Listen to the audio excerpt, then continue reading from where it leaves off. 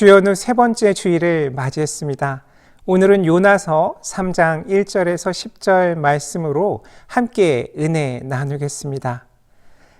조 바이든 미국 제46대 대통령 취임식이 지난 20일에 있었습니다. 한국 시간으로는 21일 새벽에 생방송으로 그 취임식을 볼 수 있었습니다. 취임 연설 중에 인상 깊었던 단어가 있었습니다. 사실 들렸던 몇 단어가 있었다라고 이야기하는 것이 더 정확하겠지만 첫 번째 단어는 유니티라는 단어였어요. 통합, 통일, 일치라는 뜻을 가진 단어죠. 유니티. 그리고 유니언이라는 단어였어요. 이 단어도 역시 연합이라는 그런 비슷한 의미를 갖고 있죠. 그리고 together라는 단어도 제 귀에 들렸어요. 함께라는 뜻을 갖고 있잖아요. 실시간으로 통역해 주는 그 자막에도 새로운 미국 대통령이 추구하는 바, 그 방향이 바로 이 연합과 일치라는 것을 바로 확인할 수 있었습니다. 전 세계가 직면한 코로나19 상황뿐만 아니라 여러 가지 문제들을 미국이 직면하고 있는데 그것에 대한 해결책으로 이 연합이라는 키워드가 들렸던 거죠. 몇 부분을 발췌해서 읽어드리면 다음과 같아요. 정치적 극단주의, 백인 우월주의, 국내 테러리즘의 등장은 우리가 맞서야 하며 우리는 승리할 것입니다. 이러한 도전들을 극복하려면 말 이상의 것이 필요한데 민주주의에서 가장 달성하기 어려운 것이 필요합니다. 그것을 단합이라고 조 바이든은 이야기하더라고요. 1863년 새해 첫날 워싱턴에서 아브라함 링컨은 노예 해방 선언에 서명했습니다. 그는 서명 뒤 펜을 내려놓으면서 내 이름이 역사에 남게 된다면 그것은 이 법 덕분일 것이다. 내 영혼이 바로 이 법 안에 있다라고 말했습니다. 2021년 1월 오늘 내 영혼이 이 안에 있습니다. 미국을 하나로 묶는 것, 우리 민족을 단합시키는 것, 그리고 우리나라를 통합하는 것. 나는 모든 미국인들에게 이 일에 동참할 것을 요청드립니다. 또 우리가 직면한 공동의 적들과 싸우기 위해서 단합해야 합니다. 분노, 원한, 증오, 극단주의, 무법, 폭력, 질병, 실업, 절망. 우리는 단결하면 위대한 업적을 이룰 수 있습니다. 중요한 것들입니다. 우리는 잘못을 바로잡을 수 있습니다. 지금은 우리의 위기와 도전의 역사적 순간입니다. 단합은 앞으로 나아가는 길입니다. 그래서 오늘, 지금 이 순간 새롭게 시작합시다. 우리 모두 우리 서로 상대를 들어봅시다. 귀로 들읍시다. 눈으로 봅시다. 서로 존중합시다. 연설문이 훨씬 더 길지만 이런 내용의 취임 연설이 있었습니다. 이런 그의 방향성, 그것이 새로 단장한 백악관 집무실에서도 드러난다고 합니다. 특히 시선을 사로잡는 부분이 집권자의 통치 스타일과 지향하는 가치를 상징하는 초상화, 인물화, 아니면 어떤 조각품 등에서 드러나는데 트럼프 전 대통령이 걸어두었던 앤드류 잭슨 전 대통령의 초상화가 빠지고 노동운동가인 세사르 차베스라는 분의 흉상이 들어왔다라고 합니다. 인종주의 배척 그리고 다양성 존중을 기치로 내건 바이든 대통령으로서는 노예제를 유지했고 백인을 정착시키려고 인디언 제거법을 만들어서 아메리카 원주민 수만 명을 터전에서 몰아냈던 잭슨 전 대통령을 당연히 그 직무실 안에 용인할 수 없었겠죠. 반면 차베스는 카톨릭의 사회 참여론과 좌파 이념을 앞세워서 미국 노동자와 라틴계 미국인의 권익 향상에 기여한 인물이라고 합니다. 반면에 지난 1월 9일 국내 탐사 보도 프로그램에서 이런 제목의 방송이 방영되었거든요. 인터콥과 큐어넌, 백신 음모론이라는 방송이었어요. 방역망을 뚫는 음모론의 위험한 확산에 대한 내용이 그 안에 담겨져 있었습니다. 특히 이 국내 선교단체 대표의 설교가 미국 음모론을 주장하는 단체와 유사하다라는 그 취지의 내용이었고요. 이 음모론의 중심에는 백인 우월주의를 내세우는 우파 단체 큐어넌이라는 그 단체가 있다라고 방송에서 얘기하더라고요. 이 단체는 2016년 미국의 온라인 사이트에 처음 등장하게 되고 이 큐어넌이라고 할 때 앞에 Q라는 알파벳이 붙는데 이 Q는 정부 고위직에게만 주어지는 기밀 취급권을 Q라고 보통 부른대요. 그래서 이런 기밀 취급권을 갖고 있는 어떤 사람 혹은 단체가 여러 가지 음모론을 제기했는데 익명의 인터넷상의 사람들이 이런 음모론에 동조했었나 봐요. 그래서 이 Q라는 알파벳하고 익명을 의미하는 어나니머스라는 단어가 결합돼서 큐어넌이라는 합성어가 만들어졌다고 합니다. 그들의 여러 주장 중에 백신 음모론이 있는데 방송에서 보셨겠지만 빌 게이츠가 백신을 이용해서 사람들의 몸에 마이크로칩을 넣으려고 하고 그런 백신을 우리가 맞으면 그들의 노예가 된다라는 그런 주장을 펼치고 있죠. 더 황당한 것은 그 5G 통신, 그 이동통신 기술이 바이러스를 확산시킨다라는 그런 음모론도 펼치고 있거든요. 그래서 작년부터 이 5G 기지국을 파괴하는 그런 사건들도 세계 곳곳에서 일어나고 있습니다. 미국 조 바이든 대통령의 취임사나 아니면 선교단체 대표의 설교 내용,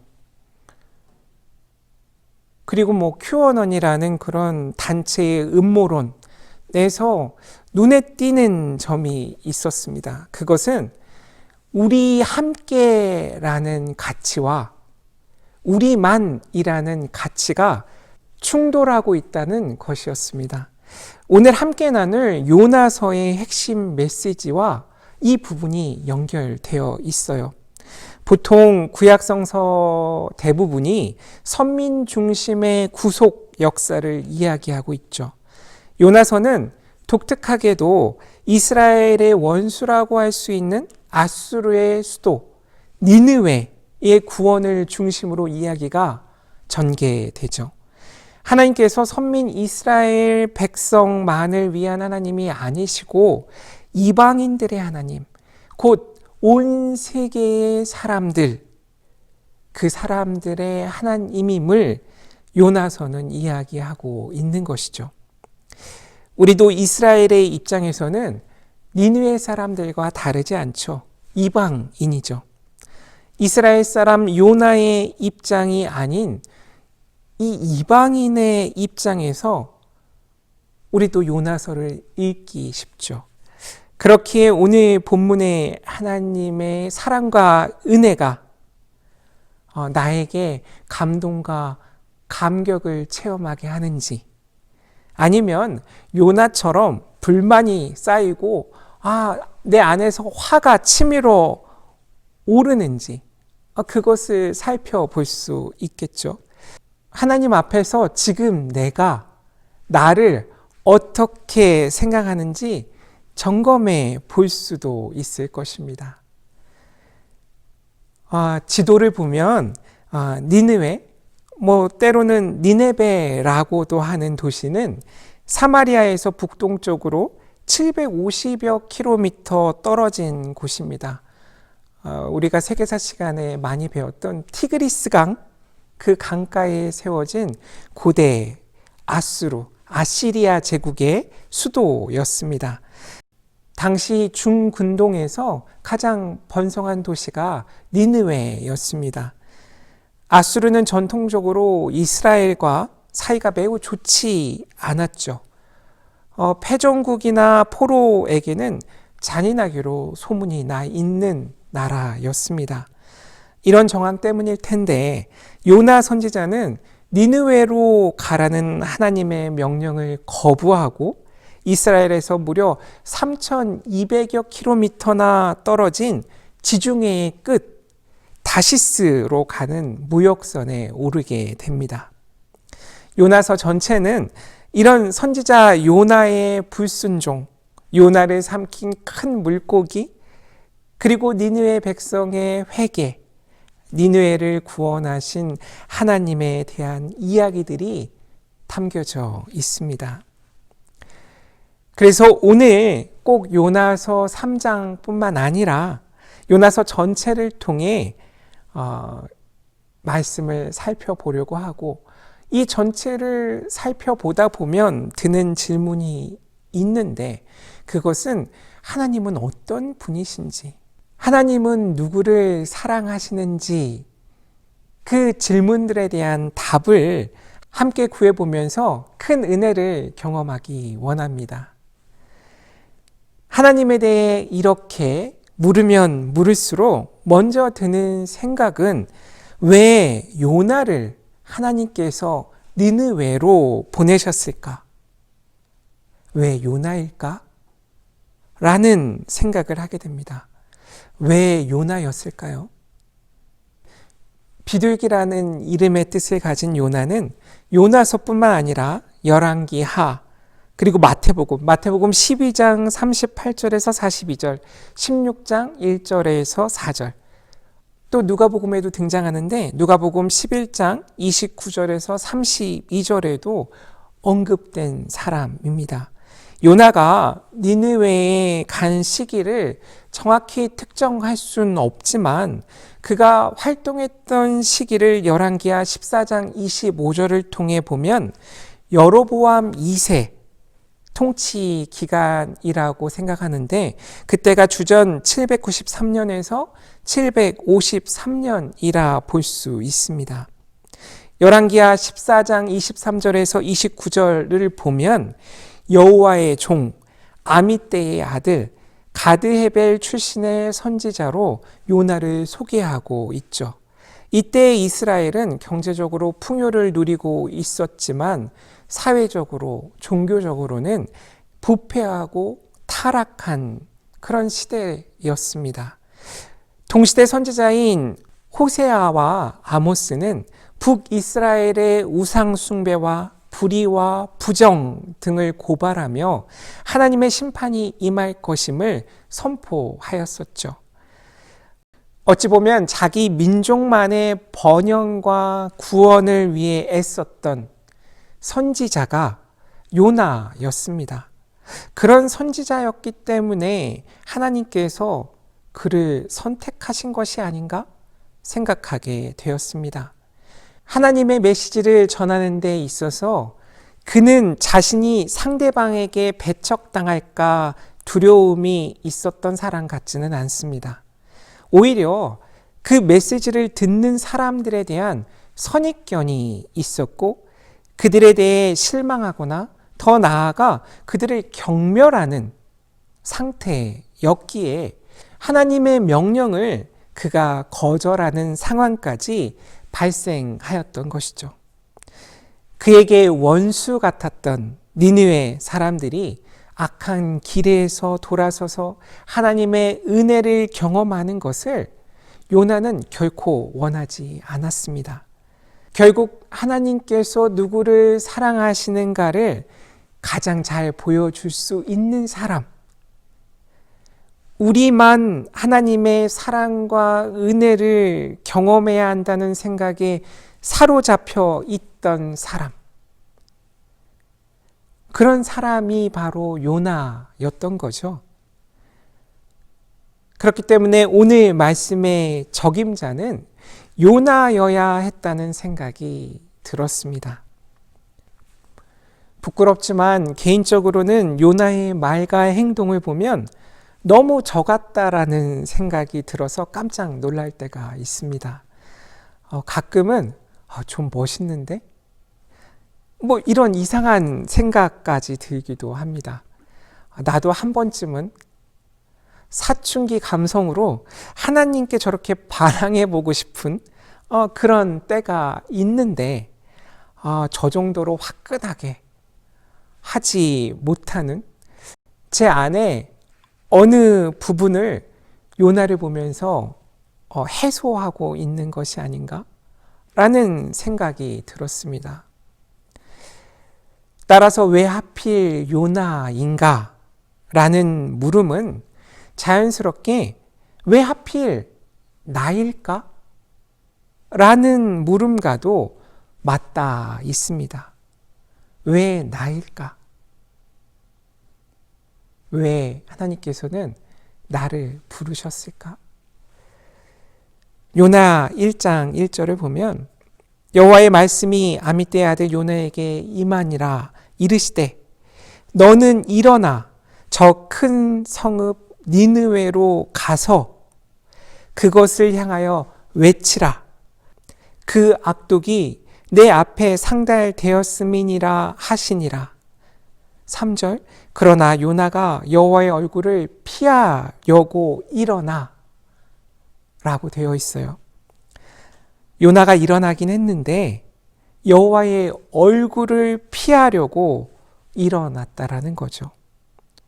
이런 요나를 요나서 처음부터 만나게 됩니다. 오늘 말씀 3장 1절 여호와의 말씀이 두 번째로 요나에게 임하니라 이르시되 2절 일어나 저 큰 성읍 니느웨로 가서 내가 내게 명한 바를 그들에게 선포하라 하신지라. 아멘. 두 번이나 하나님께서는 요나에게 일어나 가서 외치라고 하십니다. 이 명령에 저도 순종해야 되는 사람인데 제 스스로 그 대상을 선별하고 있다는 것을 깨달았습니다. 끝없이 확장되는 하나님의 사랑과 은혜에 나는 어떤 태도로 살아가고 있는지 묻게 되는 지점입니다. 내가 그리고 우리가 그 확장된 하나님의 사랑과 은혜의 수혜자임이 분명한데 나만 혹은 우리에게만 이라고 외치고 있는 나이기 때문에 나는 그들과 다르다고 너무도 자연스럽게 생각하고 말하고 행동하는 나이기 때문에 일어나 가서 외치라는 일을 위해 하나님께서 나를 부르셨구나 하는 것을 오늘 말씀을 통해 깨달았습니다. 동시에 요나에게 두 번째 기회를 허락하신 하나님께서 도대체 나에게는 얼마만큼의 기회를 계속 주시고 계신지 스스로 묻게 되었습니다. 저를 비롯해서 우리는 요나보다 훨씬 더 많은 기회를 하나님께로부터 사랑으로 받고 있습니다. 몇 번째 기회를 맞이하고 있을까? 나는 몇 번이나 삶의 다시스로 도주했고 몇 번이나 물고기 뱃속으로 도망쳤을까? 그럼에도 불구하고 몇 번이나 일어나 가서 선포하라는 명령을 하나님께 다시 받았을까?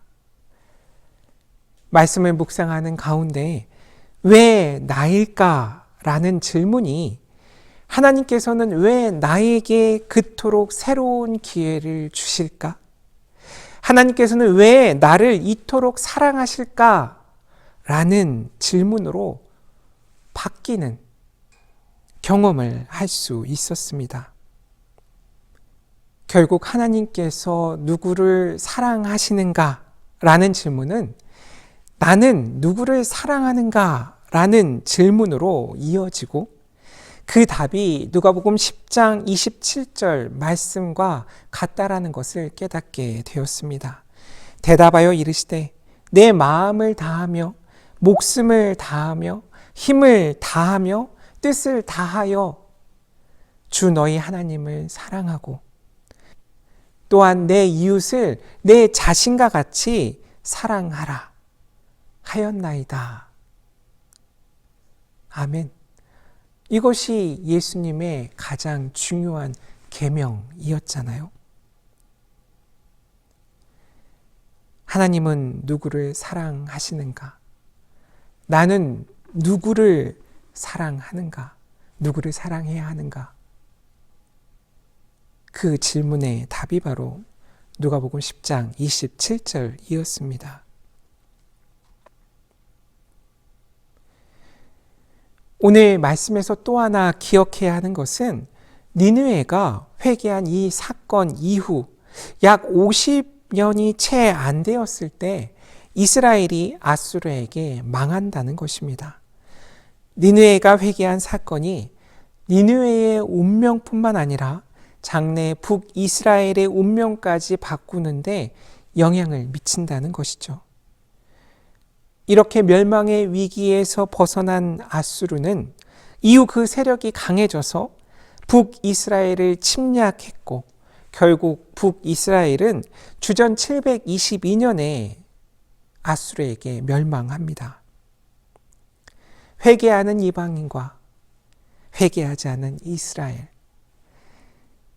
이스라엘은 하나님의 백성이 된 것을 당연하게 여겼고 시대마다 여러 선지자들을 통해 들었던 하나님의 심판의 경고와 회개의 권유에 반항했었죠. 불순종했죠. 그 결과 그들은 이방 나라의 포로로 잡혀가는 신세로 전락하고 맙니다. 다시 한번 하나님께서는 누구를 어떻게 사랑하시는지 깊이 묵상할 수 있는 그런 대목입니다. 여기서 우리가 꼭 기억해야 하는 은혜는 하나님의 심판은 구원을 위한 심판이라는 것입니다. 니느웨 사람들에게 있어서 요나는 이방인이었죠. 니느웨 사람들에게 있어서 하나님은 이방의 신이었습니다. 그런데 그들은 그러한 이방인과 이방의 신의 경고를 그들만의 방식으로 진지하게 받아들였던 사건이 오늘 말씀입니다. 짐승까지 굵은 베옷을 입히고 금식하게 하는 어떻게 보면 기이한 장면, 그것을 상상해 볼 때 이 사람들은 하나님이 누구이신지는 정확하게 알지 못했지만 지금의 그들의 삶을 되돌리기 위해 노력했음을 우리가 충분히 짐작할 수 있습니다. 후에 금식과 베옷을 입는 것뿐만 아니라 악과 강포 행하기를 그만두면서 하나님께 진정으로 회개하고 있죠. 그 결과 하나님께서 그들을 향한 뜻을 돌이키시고 죽음이 아닌 생명을 그들에게 베푸십니다. 이런 하나님이 어떤 분이신지 4장 2절에서 요나는 고백하고 있습니다. 물론 요나의 의도와는 다르지만 이 고백은 하나님께서 모세에게 직접 스스로를 말씀하신 출애굽기 34장 6절에서 7절 말씀입니다. 여호와께서 그의 앞으로 지나시며 선포하시되 여호와라 여호와라 자비롭고 은혜롭고 노하기를 더디하고 인자와 진실이 많은 하나님이라. 인자를 천대까지 베풀며 악과 과실과 죄를 용서하리라. 그러나 벌을 면제하지는 아니하고 아버지의 악행을 자손 3, 4대까지 보응하리라 이렇게 말씀하고 계세요. 이때 8절과 9절에서 모세가 급히 땅에 엎드려 경배하며 이렇게 말합니다. 주여, 내가 주께 은총을 입었거늘 원하건대 주는 우리와 동행하옵소서. 이는 목이 뻣뻣한 백성이니이다. 우리의 악과 죄를 사하시고 우리를 주의 기업으로 삼으소서라고 모세가 하나님께 말씀드리는 장면이 이어서 나옵니다. 모세의 고백, 목이 뻣뻣한 사람, 그 사람이 바로 요나입니다. 그 사람이 바로 나입니다. 그 사람이 바로 우리임을 이 출애굽기 말씀을 통해서도 깨닫게 되었습니다. 하나님이 우리와 동행하시는 임마누엘 신앙 체험은 결국 내 목이 뻣뻣해지지 않고 부드러워지는 일종의 믿음의 목 운동인 셈인 것이죠. 박농쿨보다 니느웨 사람들의 생명이 중하지 않다고 여길 정도로 니느웨와 형제가 되느니 차라리 죽는 것이 낫다고 생각하는 요나의 마음, 그 마음과 다르지 않은 나의 뻣뻣한 그 마음을 오늘 말씀을 통해 스스로 실토하게 됩니다. 니느웨가 용서를 받는 꼴은 죽어도 못 보겠고 차라리 내가 죽는 게 나을 정도로 그렇게 죽을 만큼 괴로운 이유가 바로 내 마음대로 되지 않기 때문인 거죠. 내가 상황을 주도할 수 없기 때문에 화가 나고 괴롭다라는 것입니다. 이렇게 보면 신앙이라는 것은 늘 나의 죽음과 하나님의 죽음, 즉 하나님 없음 사이를 선택하는 그러한 과정이라는 것이 자명해집니다. 내가 죽지 않으면 결코 하나님께서는 살아계신 나의 구주가 되실 수 없다라는 것, 그것을 오늘 요나를 통해서 알 수 있습니다. 오늘 말씀에서 심판과 구원, 그리고 그 뜻을 돌이키시고 우리를 멸하지 않으실 그 결정도 오직 하나님께만 속해 있다라는 것, 나에게 속해 있지 않다라는 것을 오늘 말씀은 말하고 있습니다. 박농쿨조차 내 마음대로 할 수 없습니다. 하나님이 예비하셔야만 가능한 일입니다. 하나님이 예비하시고 박농쿨을 갉아먹게 하는 벌레도, 그리고 뜨거운 동풍도 하나님께서 예비하셔야만 가능한 일임을 요나서 4장을 통해 깨달았습니다. 그것을 아는 것, 니느웨와 요나를 동일하게 사랑하시는 하나님의 그 본심을 우리가 아는 것, 하나님께서 모두 사랑하신다라는 것을 인정하는 것, 하나님께서 모든 것을 주관하신다라는 것을 깨닫고 고백하는 것, 그것이 하나님의 자녀로서 예수 그리스도의 제자로서 우리가 해야 하는 일이라는 것, 그것을 일어서서 가서 외쳐야 한다라는 것, 그것이 바로 복음이라는 것을 오늘 요나를 통해 다시 깨닫게 됩니다. 2021년 저와 여러분이 경험하게 될 하나님의 사랑과 은혜가 오늘 말씀 안에 고스란히 펼쳐져 있습니다.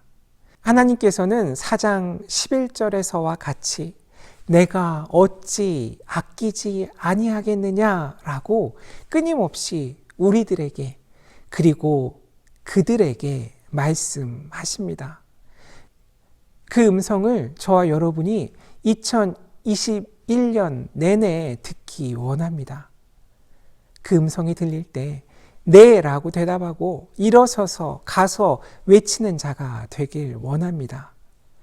사흘 동안 걸어 외쳐야 할 그 상황에 요나처럼 하루만 외치는 것이 아니라 말씀대로 사흘 동안 걸으며 그 복음을 외치는 자가 되길 바랍니다. 가끔 이러한 사랑과 은혜의 순간에 매우 싫어하고 성내는 실망스러운 나 자신을 마주 보게 될 때조차도 4장 4절에서처럼 내가 성내는 것이 옳으냐라고 따뜻하게 타이르시는 사랑의 하나님을 경험하고 다시 일어서서 가서 외치는 저와 여러분이 되시기를 주님의 이름으로 간절히 축원합니다. 아멘.